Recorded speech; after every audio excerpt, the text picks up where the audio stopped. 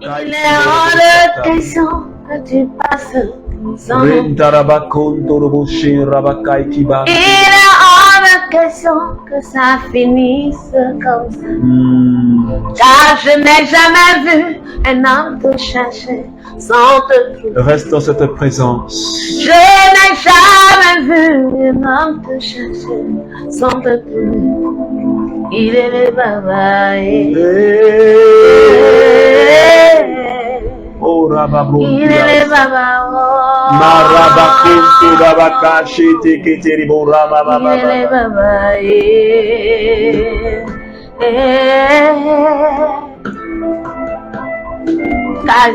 Oh Mabuntiria.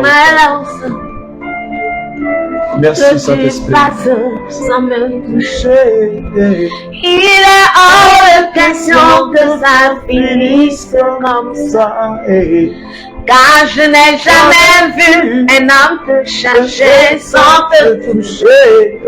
Je n'ai jamais vu un Écoute homme ce te chant et chercher connecte-toi au sans Saint-Esprit. Il est le baba. Baba, Eh baba, eh baba, eh baba, eh baba, eh. Il est le Baba. Eh baba, eh baba, eh baba, eh Oh, Maro Kamasheke Il Maro. est le baba. Rabababro Kamashente Ketara. Merci Saint-Esprit pour l'onction du Il est moment, le Seigneur. baba. Pour ta présence. Tu es manifeste dans la vie de quelqu'un ce soir. Il est le baba. Merci Saint-Esprit. Merci Seigneur. Merci Seigneur. Alors bien-aimé ami de Jésus, je voudrais que tu prennes ta Bible et que tu restes réellement dans cette présence du Saint-Esprit. Jean chapitre 14, les versets 1. Jean chapitre 14, les versets 1. Et Jésus parle à ses disciples. Que votre cœur ne se trouble pas. Vous croyez en Dieu. Croyez aussi en moi. Parole du Seigneur. Jean chapitre 14, les versets 1. Jésus qui dit à ses apôtres, à ses disciples, c'était dans les derniers moments de sa vie sur terre, de manière physique, avec ses disciples. Et il était en train de leur donner les derniers conseils. Parce qu'il a constaté que ses disciples avaient commencé déjà à s'attrister. Ils avaient commencé à avoir peur. Parce qu'il leur a déjà annoncé son départ. Il leur a déjà annoncé qu'il sera maltraité, tué et ensuite crucifié sur une croix. Et pour réconforter ses disciples, il leur dit que votre cœur ne soit pas troublé. Que votre cœur ne soit pas troublé. Alors, bien-aimés amis de Jésus, ce soir, le Seigneur est en train de nous parler. Le Seigneur me parle et le Seigneur te parle aussi. Il me dit que mon cœur ne soit pas troublé. Que ton cœur ne soit pas troublé. Un cœur troublé, c'est un cœur qui est embarrassé. Un cœur troublé, c'est un cœur qui est perturbé. Un cœur troublé, c'est un cœur qui est agité à cause d'une situation. Un cœur qui est troublé, c'est un cœur qui est affolé. C'est quelqu'un qui est bouleversé, qui est confus, qui est ébranlé. Quelqu'un qui est inquiet, qui est secoué, qui est préoccupé. Et Jésus était en train de dire à ses disciples, ne soyez pas embarrassés. Il dit, ne soyez pas inquiets. N'ayez pas un regard inquiet. Il dit, ne soyez pas bouleversés. Ne soyez pas dans la confusion. Ne soyez pas agités. Ne soyez pas affolés. C'est ce que Jésus était en train de dire à ses disciples. Et donc, c'est à nous qu'il est en train de le dire en ce soir. Et Jésus est en train de dire à quelqu'un qui est en train de prier avec moi. Il te dit, ne sois pas agité. Il te dit, ne sois pas affolé. Parce qu'il arrive des moments où nous sommes tellement agités. Et peut-être que pendant que nous sommes en train de prier, nous sommes en train de parler, tu es peut-être agité. Il y a peut-être une situation qui te préoccupe tellement que tu ne peux même pas penser à autre chose qu'à ce problème. Tu es tellement affolé par cette situation que tu ne peux même plus prier. Tu ne peux même plus penser à Jésus. Mais tu ne fais que penser à cette situation. Et ce soir, le Seigneur te dit, il me dit, ne sois pas affolé, ne sois pas affolé, ne sois pas agité par cette situation. Et c'est ce qu'il a dit à Marie, Jean chapitre 11. Lors de la résurrection de Lazare, Jésus est resté là où il était avec ses disciples pendant quelques jours avant de se rendre à Béthanie. Et quand Marthe, la sœur de Lazare, a vu Jésus venir, elle lui a dit, mais Seigneur, si tu avais été là, mon frère ne serait pas mort. Et sa petite sœur Marie a dit la même chose. Quand Jésus lui a dit, allons-y, où est-ce que vous l'avez mis? Je vais le voir. Marthe dit, mais ça fait 4 jours qu'il est dans la tombe. Il est déjà pourri, il sent déjà. Jésus lui a dit, mais ne sais-tu pas que je suis la résurrection et la vie? Elle dit, oui, je sais. Je sais qu'au dernier jour, il va ressusciter. Mais ce n'est pas maintenant. Jésus lui dit, mais ne t'ai-je pas dit que si tu crois, tu verras la gloire de Dieu? Voici une situation pareille dans laquelle Marthe et Marie étaient. Elles étaient affolées. Elles étaient inquiètes. Elles pleuraient parce qu'elles venaient de perdre leur frère. Elles ont envoyé plutôt un message à Jésus là où il était. Mais Jésus, comme il voulait glorifier le Père, il voulait que son nom soit glorifié. Il a dit que Lazare n'est pas mort, mais il dort. Moi, je vais le réveiller. Alors, bien-aimés, il arrive que des situations de notre vie nous affolent et nous agitent. Il arrive que des situations nous perturbent. Ces situations font de sorte qu'on n'arrive même plus à penser à autre chose. Mais ce soir, le Seigneur est en train de me réconforter. Et ce n'est pas moi qui le dis, c'est Jésus lui-même en personne qui nous parle. Il dit, s'il lui donna frappe, il dit, ne t'inquiète plus, ne sois pas agité. Il dit à Don Jackie, ne sois pas inquiète, ne sois pas agité. Il dit à Délie Odi, il dit, ne sois pas bouleversé, ne sois pas confuse à cause de cette situation dans laquelle tu te trouves.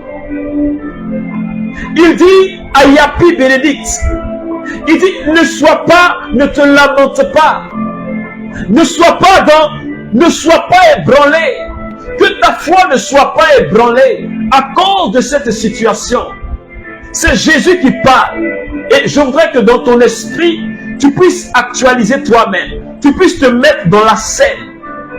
Je voudrais que nous nous retrouvions dans cette scène de Jean chapitre 14 ce soir. Je voudrais que tu te retrouves dans cette scène. Et que ce jour-là, ce n'est pas à quelqu'un d'autre que Jésus était en train de parler, mais c'était à toi. C'était à toi que Jésus était en train de dire, ne t'inquiète pas, ne te lamente pas pour la situation dans laquelle tu es pendant que je suis en train de parler. Parce que je connais la situation que tu vis et je te dis, ma fille, mon fils, ne t'inquiète pas. Parce que je connais la finition de cette situation. J'ai connu son commencement, mais je connais sa finition. Alors ne t'inquiète pas. N'aie pas un regard inquiet. Ne sois pas ébranlé. Mais quand Jésus nous dit une telle parole, c'est pour te dire, sois calme et sois serein. Sois calme et sois serein. C'est ce que Jésus était en train de dire à ses disciples. Sois calme. Et la Bible, dans l'histoire du peuple d'Israël, quand ils sont sortis de l'Égypte, qu'est-ce qui s'est passé? Exode chapitre 14, les versets 5 à 30. Nous n'allons pas le lire. Mais quand Pharaon a laissé sortir les Égyptiens, a laissé sortir plutôt les Hébreux, les Israélites, ils sont arrivés au bord de la mer Rouge. Ils ne pouvaient pas traverser. Et ils se rendent compte que les Égyptiens viennent à leur poursuite. Ils viennent non pas pour les caresser, mais ils viennent pour les tuer.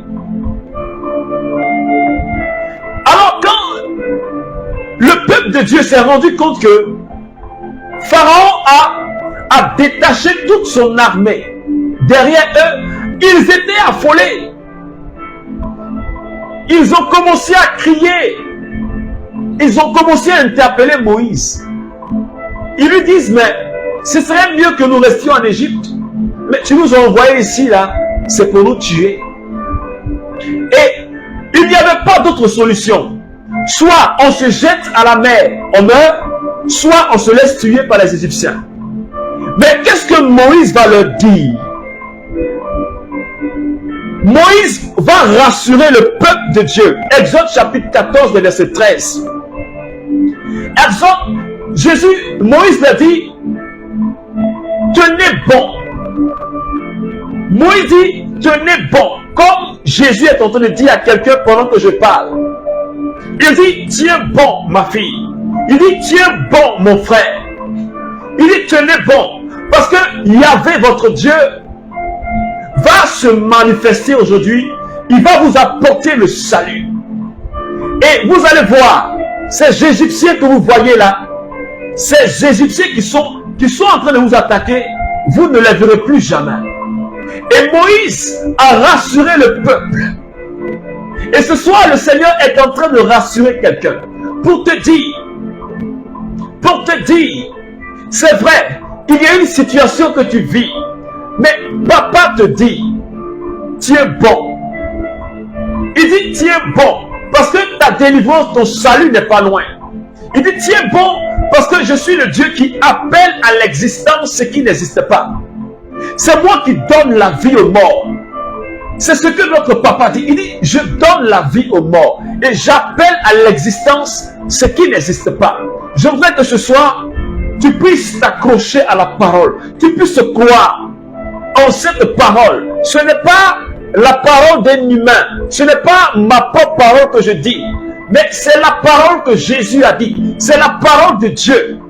Et si, toi et moi, nous sommes accrochés à cette parole, si nous sommes accrochés à ces promesses, nous verrons leur accomplissement dans notre vie.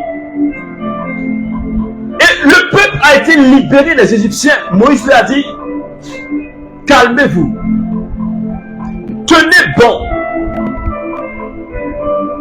Et la Bible nous dit dans le livre de Proverbes chapitre 4 verset 23, la Bible dit, veille sur ton cœur.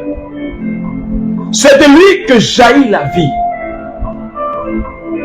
L'angoisse, c'est dans le cœur. Les agitations, les confusions, c'est dans le cœur. Et papa nous dit, veille sur ton cœur. Je suis en train de dire à quelqu'un, veille sur ton cœur. Ne laisse pas, ne permets pas à l'angoisse d'entrer dans. N'ouvre même pas ton cœur, n'ouvre pas la porte de ton cœur à l'angoisse. N'ouvre pas la porte de ton cœur à l'inquiétude. N'ouvre pas la porte de ton cœur à la confusion. N'ouvre pas la porte de ton cœur à l'inquiétude. Il faut fermer la porte de ton cœur à toutes ces choses-là. Mais ouvre ton cœur plutôt à la joie, à la paix, à l'assurance. Ne laisse pas l'inquiétude entrer dans ton cœur. C'est pourquoi la Bible nous dit dans le livre de Proverbes, veille sur ton cœur. Veille sur ton cœur. Parce que c'est de là que jaillit la vie. C'est de là que jaillit la vie. Alors veille sur ton cœur. Parce que le démon, l'ennemi, lui, le sait. Il sait que de ton cœur jaillit la vie. Il sait que de ton cœur viennent de bonnes choses. Parce que Dieu a fait de toi le temple du Saint-Esprit. Et c'est de ton cœur que jaillit la vie. C'est de ton cœur que jaillit les bonnes choses. Les choses qui viennent de Dieu. Et comme l'ennemi le sait, qu'est-ce qu'il fait? Il te met l'angoisse. Il te met l'inquiétude. Il te met, il te met la confusion. De sorte que tu sois défocalisé. Que tu ne regardes plus à Jésus, mais que tu regardes à ton problème. Et c'est ce qui est arrivé dans la vie de Pierre. Quand ils étaient sur la barque, sur l'océan, quand ils ont vu Jésus venir, qu'est-ce qu'il a fait? Il a dit, Seigneur, si c'est toi, permets que je vienne vers toi. Mais quand Pierre a commencé à marcher sur les eaux, qu'est-ce qui s'est passé? Au début, quand il marchait, il regardait Jésus. Mais à un certain moment donné, quand il a vu les tempêtes, le vent, il a regardé la mer, les vagues. Il s'est défocalisé de Jésus. Il a commencé à regarder au problème. Ce qui pouvait être pour lui comme un problème. Le vent, la tempête, le mouvement des vagues. Et il s'est dit, mais qu'est-ce que je suis en train de faire? Automatiquement, il a plongé. Et Jésus le saisit par la main. C'est pourquoi le Seigneur est en train de nous dire ce soir, si nous regardons à nos problèmes, si tu regardes à la situation que tu penses être pour toi comme un problème, comme une montagne insurmontable, tu vas t'enfoncer, tu vas plonger. Et Jésus nous dit, ne sois pas inquiet. Que ton cœur ne se trouble pas. Peu importe la tempête, je veux dire, peu importe la tempête.